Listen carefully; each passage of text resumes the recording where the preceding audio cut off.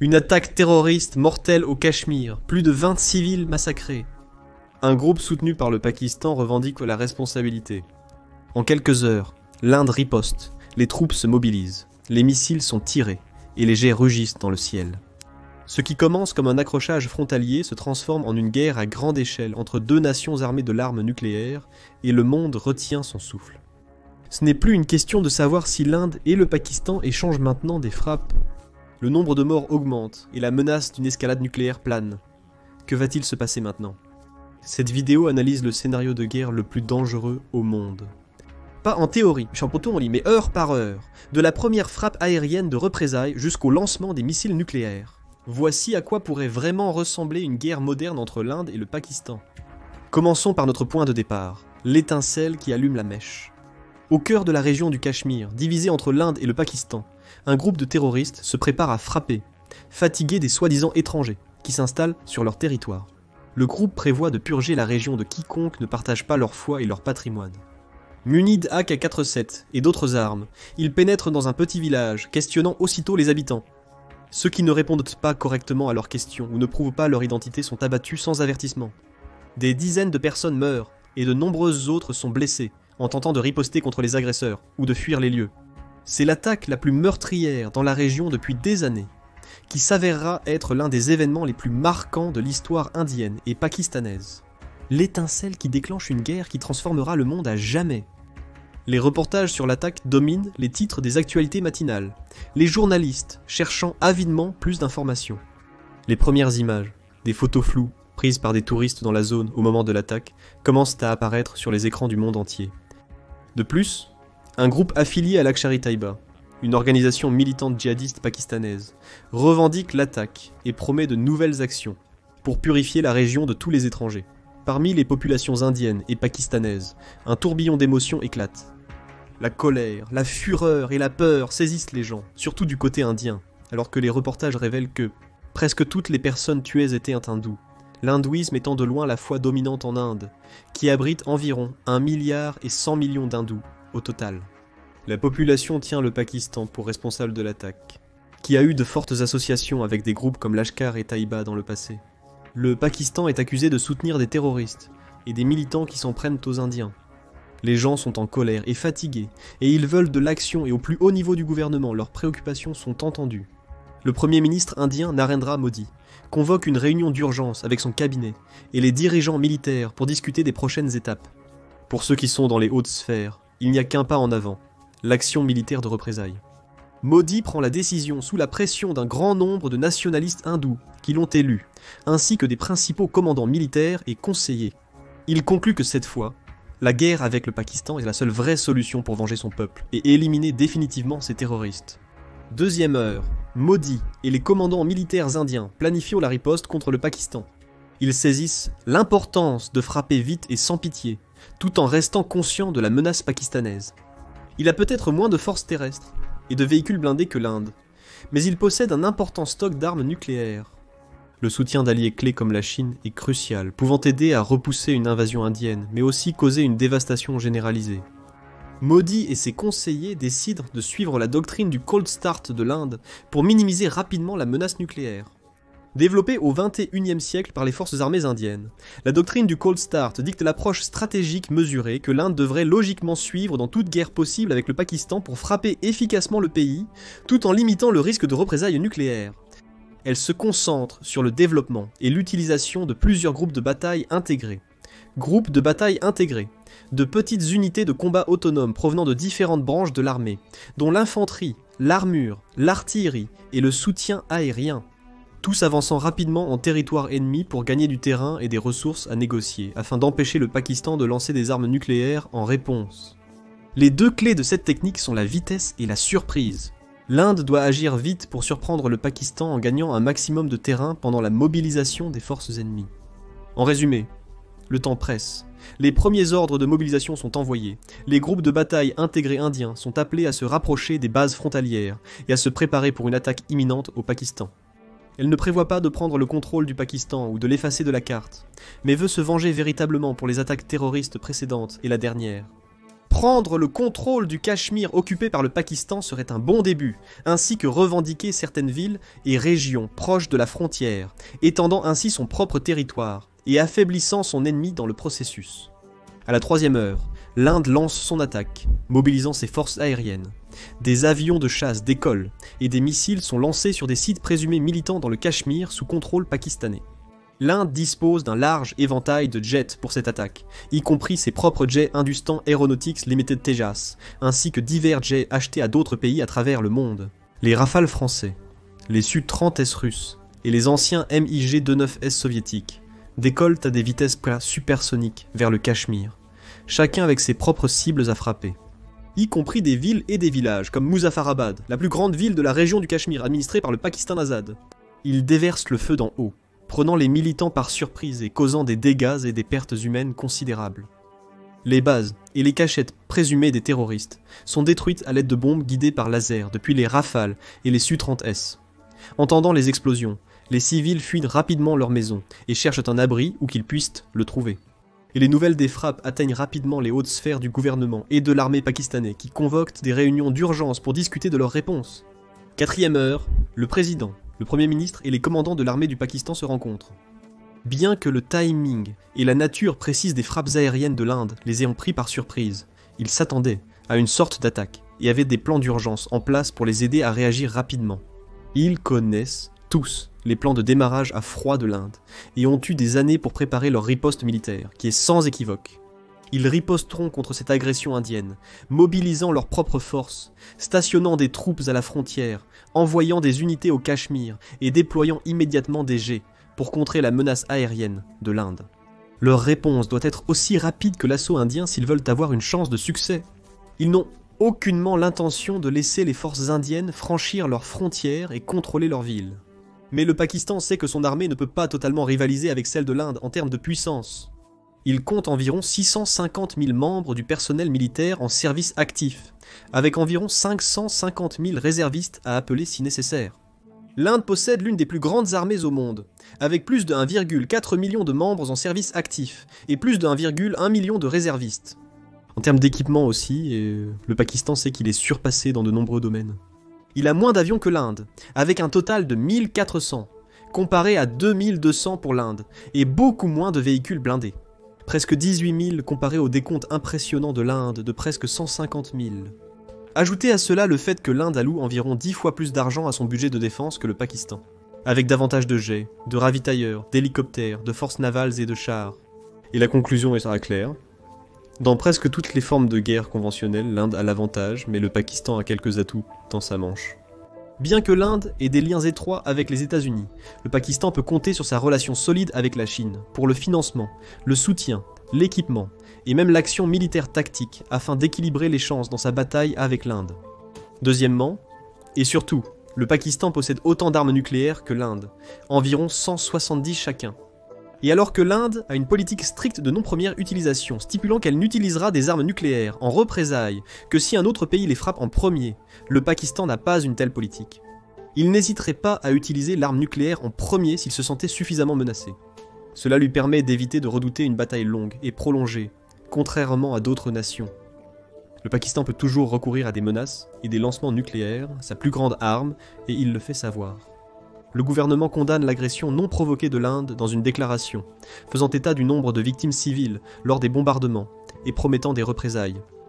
5e heure, l'Inde agit rapidement. Ces bombardements aériens sur des cibles clés au Cachemire occupé par le Pakistan se poursuivent, et ses unités groupes de bataille intégrés avancent vers la frontière. Son agence de renseignement travaille d'arrache-pied, les agents utilisant frénétiquement tous les outils disponibles pour en apprendre davantage sur la réaction et les prochaines actions du Pakistan. Elle lance aussi une campagne de cyberguerre, ayant beaucoup investi dans des technologies émergentes comme l'intelligence artificielle, non seulement pour se prémunir contre d'éventuelles cyberattaques pakistanaises, mais aussi pour lancer ses propres attaques sur des sites web et infrastructures numériques clés du Pakistan. Mais l'avantage de l'Inde disparaît rapidement, le Pakistan répondant de la même manière. Il lance ses propres cyberattaques, et même s'il ne peut pas nécessairement pénétrer les défenses cybernétiques de l'Inde, il est toujours capable d'utiliser des armées de bots pour diffuser de la désinformation et de la propagande en ligne afin de façonner le récit des événements. Cela pourrait renforcer le soutien public pour ses actions militaires et influencer l'opinion internationale. Brouiller les eaux et placer la responsabilité de la guerre à la porte de l'Inde plutôt qu'à la leur. Il envoie également ses propres troupes vers la frontière et des régions contestées comme le Cachemire pour se préparer à d'éventuelles invasions de territoires ou à d'autres bombardements aériens. Pour contrer la menace aérienne indienne, le Pakistan déploie ses propres jets, dont les J-F-17 pakistanais-chinois, les F-16S américains et les J-10C chinois, Vigorous Dragon. 6e heure. Les premiers affrontements entre les forces indiennes et pakistanaises débutent, avec d'intenses combats aériens au Cachemire et au Pendjab. Les Rafales indiens et les Sukhoi Su-30S se heurtent aux F-16S et Joint Fighter, Dik-7 pakistanais. Les deux côtés sont rapides à revendiquer des victoires et des abattements ennemis réussis ici et là. En vérité, l'Inde prévaudrait probablement dans ses concours aériens à long terme. Elle possède plus de 500 jets au total, tandis que le Pakistan en a environ 330. En plus de la supériorité numérique, les jets indiens bénéficient aussi d'une technologie légèrement plus avancée, avec les Rafales et Su-30 surpassant les meilleurs appareils pakistanais. L'Inde possède des missiles météores à plus longue portée comparés au PL-15S du Pakistan et au sophistiqué S-400 de l'Inde. Le système de défense aérienne aiderait également à neutraliser les avions pakistanais, tentant d'entrer dans l'espace aérien indien. Cependant, l'armée de l'air pakistanaise ne serait pas une cible facile. Le Joint Fighter 17 et les J-10C chinois sont des combattants forts et modernes, équipés de systèmes radars avancés et de missiles puissants. Alors que les combats aériens continuent, les pertes s'accumuleraient des deux côtés, aggravant le conflit à chaque avion abattu. D'autres dirigeants mondiaux interviennent à ce stade, exhortant les deux côtés à rapidement désescalader la situation par le biais de déclarations. Les présidents Donald Trump et Xi Jinping contactent respectivement les dirigeants indiens et pakistanais pour discuter de la situation, les encourageant vivement à mettre fin aux manœuvres offensives avant que la guerre ne dégénère rapidement. Les États-Unis soutiennent l'Inde et la Chine le Pakistan, mais aucun ne souhaite voir cette guerre se poursuivre, le risque nucléaire étant trop grand pour être ignoré. Pour l'instant, les appels à la fin des combats restent vains. Les affrontements se poursuivent, les deux camps continuant à s'opposer. 7e heure. Alors que les combats aériens se poursuivent, la guerre terrestre est imminente. L'Inde a déployé ses unités dans des positions stratégiques le long de la frontière et au Cachemire, et a lancé des frappes d'artillerie en territoire pakistanais. Elle cible des sites stratégiques pour tenter de paralyser les défenses pakistanaises. Comme la base aérienne de Skardu dans le Cachemire occupée par le Pakistan, l'une des bases opérationnelles du commandement aérien du nord de l'armée de l'air pakistanaise. Pour ces attaques, l'Inde peut faire appel à son vaste arsenal d'artillerie et de missiles. Parmi ces systèmes, on trouve le lance-roquettes multibaril Pinaka, capable de tirer des dizaines de roquettes par minute jusqu'à 90 km. L'armée indienne dispose de howitzers autopropulsés K-9 Vajra et ultra-légers M777 de missiles de croisière supersoniques, BrahMos, de missiles balistiques Agni et d'autres armements pour soutenir sa puissance de feu. Le plan indien est d'éliminer un maximum d'infrastructures militaires pakistanaises, ouvrant la voie aux forces terrestres pour avancer et prendre le contrôle du territoire rapidement et efficacement. 8e heure, le Pakistan répond. Il subit de lourds dommages en début de guerre, mais a suffisamment de puissance pour répliquer et frapper durement l'Inde en retour. Le Pakistan lance des contre-attaques avec son artillerie et ses missiles contre les bases indiennes avancées près des frontières du Jammu et du Cachemire. Comme l'Inde, le Pakistan possède un vaste arsenal de missiles pour mener ses attaques, y compris le M109, les obusiers, les lance-roquettes BM-2, 1 grade, l'artillerie D-30 et les roquettes guidées avec précision Fatah 1. Plus les missiles balistiques de la série Shahin et Gari et les missiles de croisière Babur. Il cible les quartiers généraux de la brigade indienne, comme la base aérienne d'Adampour, avec ses missiles balistiques à longue portée, pour causer des dégâts importants et ralentir l'offensive ennemie. Il prépare également son artillerie sur des sites clés près de la frontière, prête à tirer sur tous les chars ou véhicules blindés indiens qui osent traverser et entrer sur son territoire. Alors que les explosions retentissent et que le conflit domine l'actualité mondiale, les évacuations commencent dans les grandes villes et celles proches de la frontière. De nombreuses personnes fuient rapidement vers les confins de leur pays, cherchant un abri et un refuge auprès de leur entourage ou partout où ils peuvent en trouver. 9e heure. La guerre terrestre commence en plusieurs endroits, à travers le Cachemire et le long de la frontière entre l'Inde et le Pakistan. L'Inde persiste avec sa stratégie de démarrage à froid, envoyant de petites unités autonomes au Pakistan. Chaque unité a sa mission. L'objectif global étant de prendre un maximum de territoire, capturer des villes et établissements clés frontaliers, neutraliser les bases ennemies et donner à l'Inde le plus de leviers possible. Le Pakistan devrait-il recourir à des menaces nucléaires? De nombreuses divisions mécanisées indiennes effectuent une poussée stratégique dans le nord du Pendjab pakistanais, visant à couper la grande ville frontalière de Lahore. Ils submergent et capturent rapidement des petits villages frontaliers grâce à leurs puissants chars T-90 et véhicules blindés, créant de précieuses zones tampons le long de la frontière.